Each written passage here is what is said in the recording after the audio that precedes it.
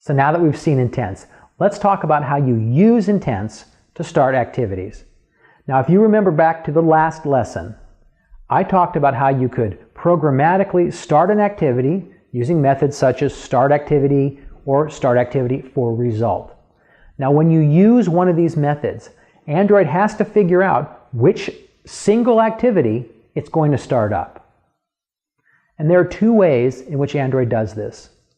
The first way is that if you explicitly named the target activity when you created the intent, then Android can just look that up and start that specific activity.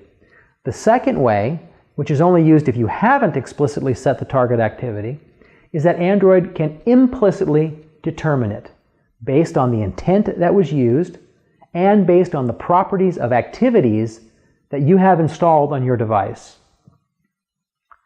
So let's take a look at an application that explicitly starts another activity. And this application is called Hello World with Login. And it's comprised of two activities. There's one activity called Login Activity and another called Hello Android. Now, when this application launches, Login Activity is the first activity that started. Login Activity provides a text box for typing in a username and another one for entering a password. There's also a button, and once the user enters the username and password, they'll hit the login button, and then Login Activity will check the entered password and username, and if it accepts them, it will then start the Hello Android activity, which will then display the words Hello Android. Let's see that in action. So here's my device. I'll go to the home screen, and then I'll launch the Hello Android with Login application. This pops up a user interface screen, allowing me to enter a username and a password. Now I'll enter that information.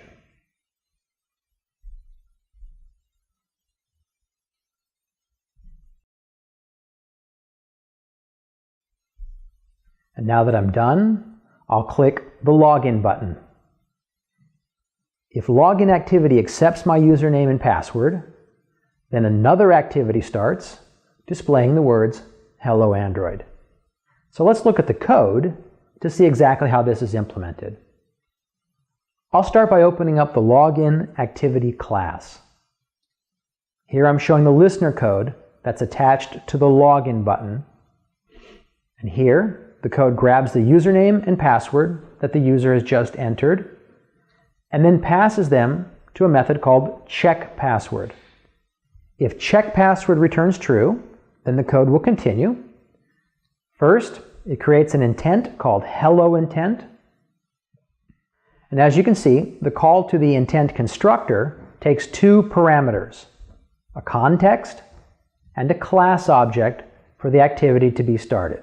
In this case, loginactivity.this is used as the context. Now, a context is an interface that's used to access global application information. And since activity is a subclass of context, it's fine to use loginactivity.this for this parameter. The second parameter is the class object, in this case for the Hello Android activity. This parameter indicates the activity to be started by the call to start activity. The second way to start an activity is by implicit activation. In this situation, you haven't told Android which activity to start, so it has to figure it out on its own. And what happens here is that Android tries to match the intent that was passed in to start activity or start activity for result with the capabilities of activities that are on your device. And this process is called intent resolution. Intent resolution relies on two kinds of information. First, there's the intent that the calling activity created to describe the operation that it wants to be performed. And second, individual Android activities specify intent filters which describe the kinds of operations or intents that they can handle. And this information is usually placed in the Android manifest.xml file for the applications to which these activities belong. At runtime, when the start activity method is actually called, Android will try to match the intent with the intent filters that it knows about. However, it's only going to use part of the intent information when it does this matching. Specifically, it will look at the action field, it will look at the data, including both the URI and the MIME type, and it will look at the category. So let's take a look at how applications specify intent filters within their Android manifest.xml files. So here's an XML snippet showing an activity tag, and this activity tag includes within it an intent filter tag. That intent filter tag includes within it an action corresponding to the intent action that it can support.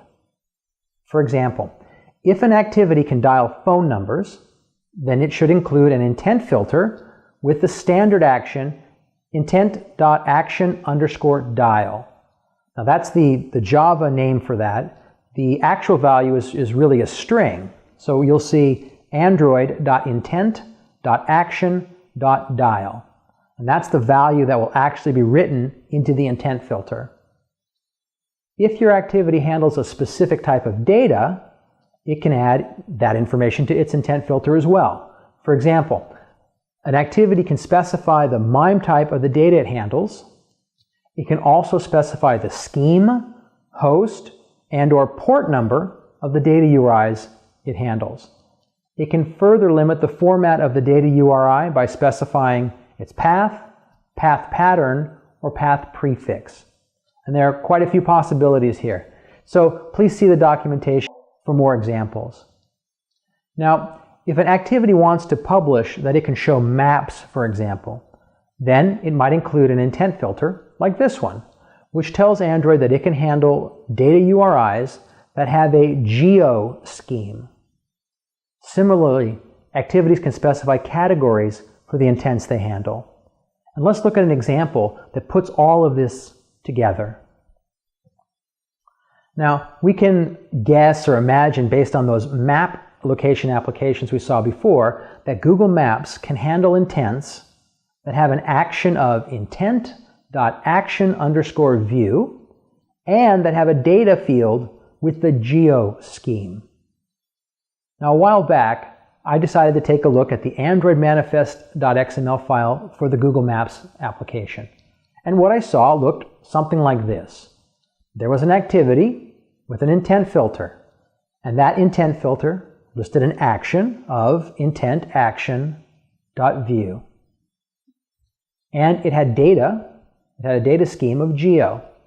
In fact, this is exactly what the map location applications passed into start activity. So going back to Google Maps, the activity also listed two categories.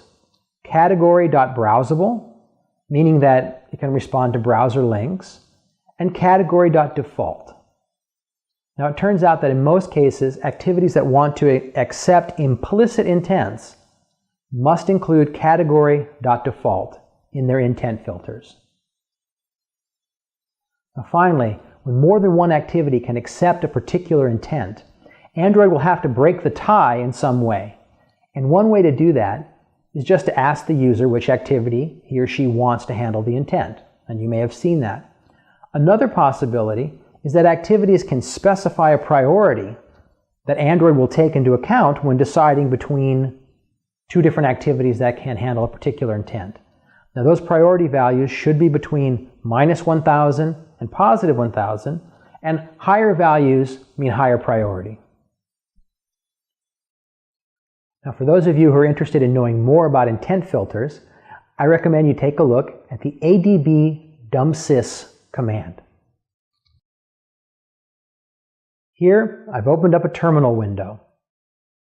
And now, I'll issue the command adb shell dumsys package. Now this is going to spit out a ton of information from the package manager. So I'll just capture the output of this command into a text file. Let's run the command. And now I'll open that file in a text editor. I'll use Emacs and then we'll search for the string geo. And what you're seeing here is that the Google Maps application, in fact, has an intent filter for URIs with the geo scheme. So that's all for our lesson on intents. Please join me next time when we'll talk about permissions. Thank you.